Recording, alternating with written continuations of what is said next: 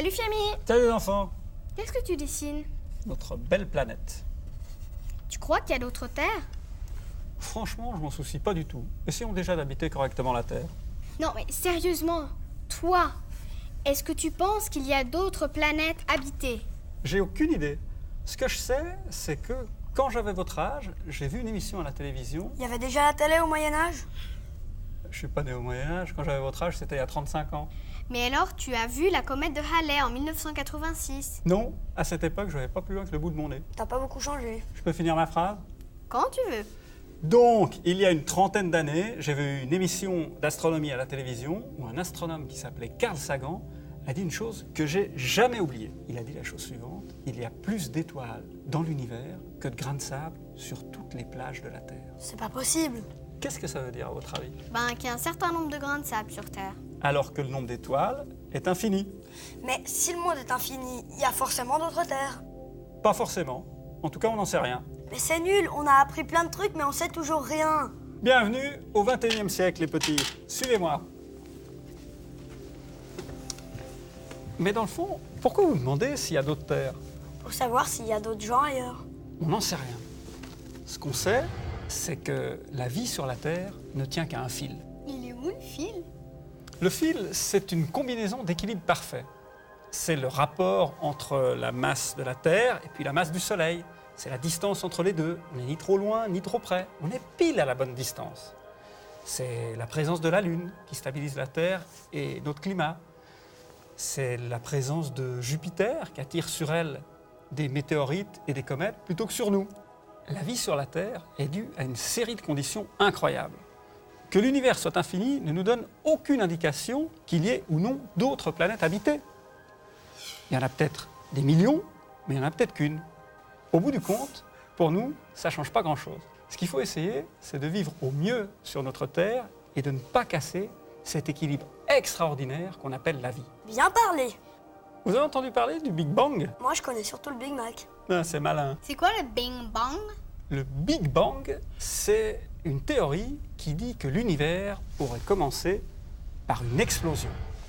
Toute la masse, l'énergie, la lumière de l'univers était condensée en un seul point, qui a explosé. Et depuis, l'univers grandit. Comment on le sait? On a observé que plus les galaxies sont loin et plus elles s'éloignent vite. Oula, ça fout les jetons. Mais non, regarde, on va faire une petite expérience. On va dire que l'univers, c'est ce ballon. Alors, l'univers grandit, il faut que tu souffles dans le ballon. Voilà, très bien. Stop. Maintenant, on va faire des galaxies.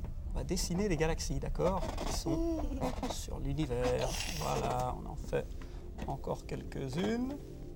Comme ça. Et maintenant, l'univers continue de grandir. Grandit, grandit, grandit. Qu'est-ce qui se passe? Les galaxies s'éloignent les unes des autres.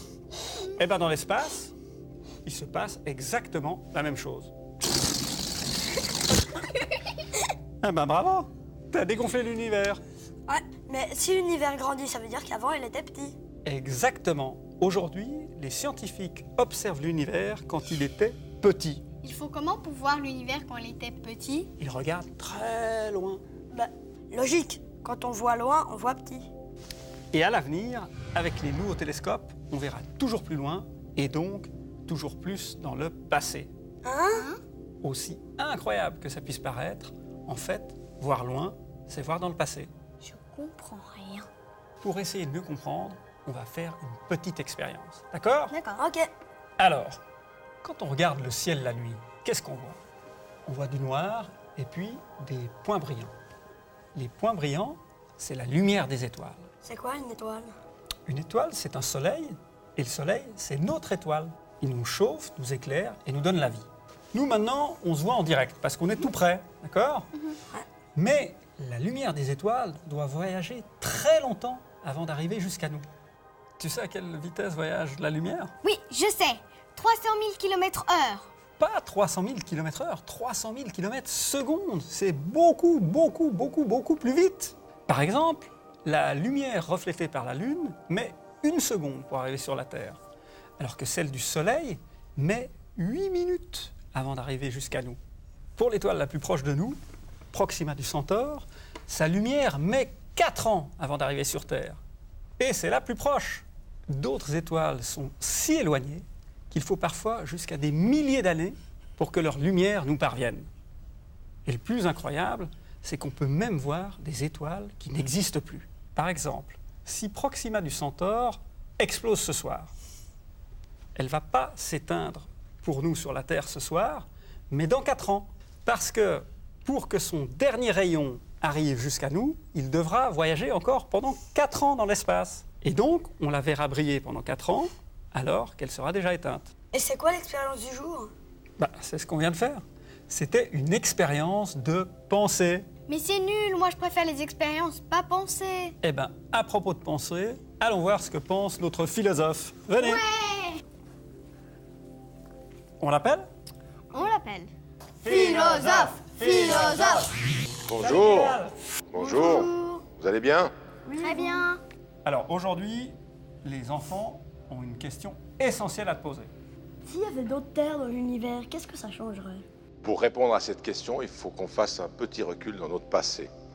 Est-ce que vous savez qui a découvert l'Amérique? Christophe Colomb. Christophe Colomb, en 1492. Alors pour bien comprendre, s'il y avait une autre planète qu'on découvrirait par exemple dans quelques temps, on peut faire un parallèle avec ce qui s'est passé lorsque Christophe Colomb a découvert l'Amérique. En fait, en découvrant l'Amérique, un continent, on pensait qu'il n'existait pas, et on l'a découvert. Et qu'est-ce qui s'est passé au niveau des habitants du vieux continent, c'est-à-dire de l'Europe? C'est qu'on a pu faire des échanges, alors des échanges qui étaient bien, des échanges qui étaient moins bien. Par exemple, on a pu ramener le cacao, que vous devez boire tous les matins, je pense. On a ramené le maïs, on a rapporté la pomme de terre, donc on a pu faire des échanges. Donc, si nous découvrions une nouvelle planète, alors ça poserait plusieurs questions, mais on pourrait penser qu'entre nous et la nouvelle planète qu'on peut découvrir, il y aurait sûrement des échanges qui seraient similaires à ce que le vieux continent européen avait fait avec l'Amérique. Mais là vous êtes explorateur, vous êtes plus philosophe. Alors, je suis explorateur, oui, mais je reste quand même philosophe, parce que le philosophe pose toujours la question des pourquoi. Alors, quand quelqu'un explore, il découvre des choses, un scientifique fait des recherches, met au point des techniques, explique des problèmes de réalité, et en fait, on est complémentaires. Mais moi, je pose toujours la question du pourquoi. Écoute, Bilal, merci beaucoup pour toutes ces belles explications. J'espère qu'on se retrouvera bientôt, une autre fois. J'espère aussi. Hein? J'espère aussi. Salut Bilal! Au revoir, Au monsieur revoir. le philosophe. Salut Bilal! Au revoir. Bon les enfants, maintenant venez avec moi, on va faire le point sur ce qu'on a compris. Souvenez-vous, au début de notre histoire, comment on imaginait la Terre? Plate comme une assiette. Exact. Et puis après, on a compris qu'elle était ronde comme un ballon et qu'elle tournait sur elle-même, sans qu'on s'en aperçoive. On sait aussi ce que c'est qu'une éclipse, on sait ce que c'est une comète. Grâce à Newton, on a étudié la mécanique céleste. Et maintenant, on croit même savoir que l'univers est infini. Il a fallu à l'humanité des milliers d'années de questions et d'observations pour arriver aux réponses actuelles. Certaines réponses avaient été données il y a longtemps, puis ont été oubliées.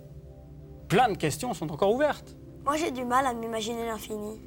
On peut essayer de demander des précisions à quelqu'un qui voit loin. Un visionnaire? Non, un astronome français installé au Chili qui, depuis son bout du monde, observe tous les soirs l'univers la tête à l'envers.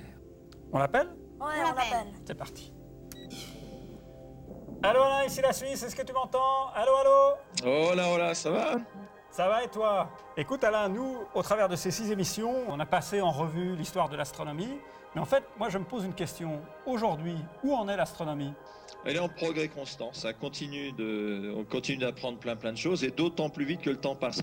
Si tu regardes ce qu'on savait en 1900 et ce qu'on savait en 2000, il y a un progrès énorme. Mais chaque année, maintenant, ça va de plus en plus vite. Tu trouves un livre d'astronomie aujourd'hui de 1990, c'est un livre d'histoire de l'astronomie dans tous les domaines, c'est pas seulement dans certains domaines de pointe. Le système solaire, les galaxies, l'expansion de l'univers, tout ça a pas mal changé. Donc on continue à progresser, mais à une vitesse incroyable. Donc tout s'accélère, si je comprends bien. Absolument. C'est quoi l'infini? L'infini, d'une certaine façon, c'est deux choses à la fois. C'est d'une part notre sensation des très très très grandes distances. Si tu veux parler du temps, quand on dit l'univers a commencé il y a 14 milliards d'années, pour nous c'est un temps infini. On va vivre au mieux dans les 100 ans. 14 milliards d'années, c'est très difficile à imaginer. C'est par exemple le fait que si notre galaxie avait 1 mètre de diamètre, l'étoile la plus proche, elle est en gros à l'épaisseur d'un cheveu de nous, et pour y aller, il faudrait presque 200 000 ans. Donc ça, c'est l'infini. C'est des distances qui nous dépassent. L'univers est malgré tout fini, avec une histoire un peu bizarre, parce que plus tu regardes loin, plus tu vois dans le passé, et on sait que l'univers a commencé il y a 14 milliards d'années, donc la fin de l'univers, donc le plus loin qu'on puisse voir, c'est son début. C'est un peu bizarre que la fin de l'univers, c'est le début, mais c'est comme ça. Donc on est dans un système un peu difficile à appréhender, et en tout cas sur des échelles qui sont largement plus grandes que ce que nous on peut imaginer. Voilà. Bon Alain, écoute, on te remercie vraiment beaucoup pour toutes ces réponses. On te souhaite plein de beaux ciels, et puis à une autre fois, j'espère. Ok, allez, bonne continuation. Salut Alain, merci Bon été. beaucoup. Hein. Au revoir. Salut. Bon les enfants, j'espère que vous avez apprécié notre voyage à travers le temps et l'astronomie. Vous n'êtes pas trop ennuyés?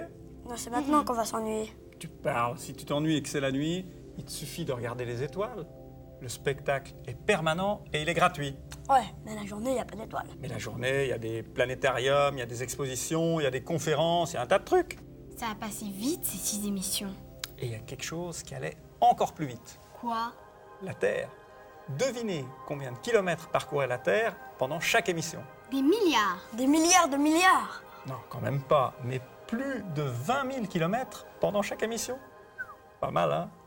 Bon les enfants, je crois que vous pouvez rentrer chez vous. D'accord. Peut-être à une autre fois. Ouais. Hein? Salut, Fiami. à bientôt. Salut, Fiami. Soignez-vous bien, et puis n'oubliez pas de bien soigner la Terre, notre magnifique et unique planète. Salut les enfants. Merci. Mais tu voudras faire quoi quand tu seras grande? Je serai astronome ou philosophe. Et toi? Moi, je serai toujours dans la Lune. Ça m'étonne pas.